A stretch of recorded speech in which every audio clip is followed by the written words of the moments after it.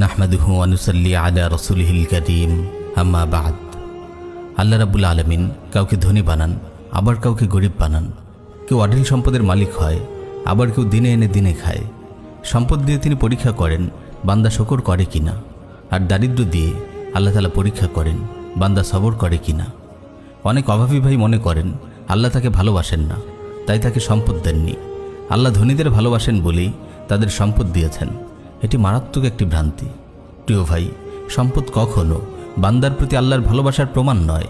কাউকে অভাবী করার অর্থ এই নয় যে আল্লাহ তাকে ভালোবাসেন না।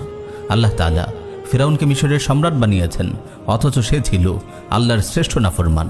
আল্লাহ তাআলা নমরুদকে গোটা দুনিয়ার বাদশাহী দান করেছিলেন, অথচ সে ছিল আল্লাহর কাছে চরম নিকৃষ্ট এক বান্দা।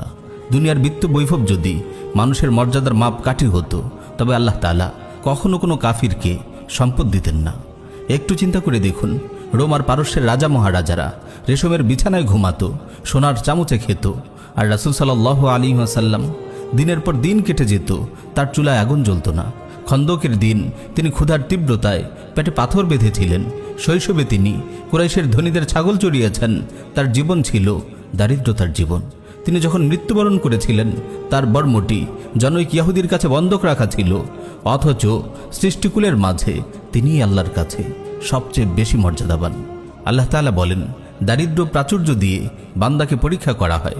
কোরআনে এসেছে, ফাআম্মাল ইনসানু ইযা মাবতালাহু রাব্বুহু ফাআকরামাহু ওয়া না'আমাহু ফায়াকুলু রাব্বি আকরামান ওয়া আম্মা ইযা মাবতালাহু ফাকাদারা আলাইহি রিজকাহু ফায়াকুলু রাব্বি আহানান। কাল্লা, মানুষ তো এরূপ যে তার রব যখন তাকে পরীক্ষা করেন, সম্মান অনুগ্রহ দান করেন, তখন সে বলে আমার রব আমাকে সম্মানিত করেছেন। আর যখন তাকে পরীক্ষা করেন, তার রিজিক সংকুচিত করেন, তখন সে বলে আমার রব আমাকে লাঞ্ছিত করেছেন। না, এমনটি কখনো নয়। এই আয়াত আল্লাহ তাআলা বলছেন, বান্দাকে তিনি কখনো পরীক্ষা করেন সম্মান নিয়ামত প্রাচুর্য দিয়ে, কখনো দারিদ্রতা ও দুঃখ কষ্টে নিপতিত করে।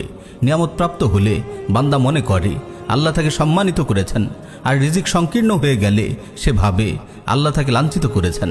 তাদের এই ভুল ধারণা খণ্ডন করে আল্লাহ তাআলা বলেন, কাল্লা, অর্থাৎ কখনোই বিষয়টি এমন নয় যেমনটি সে ভাবছে। বরং কখনো নিয়ামত দিয়ে পরীক্ষা করা হয়, আবার কখনো নিয়ামত হিসেবে মুসিবত দান করা হয়। সুতরাং হে আমার ভাই, নিয়ামত পেলে শুকর করুন, বঞ্চিত হলে সবর করুন। নিয়ামতের মালিক তো আল্লাহ। তিনি আপনাকে দান করলে তা একান্ত তারই করুণা, আপনার প্রাপ্য নয়। আর যদি আপনাকে দান না করেন, তবে আপনার যা প্রাপ্য নয় তার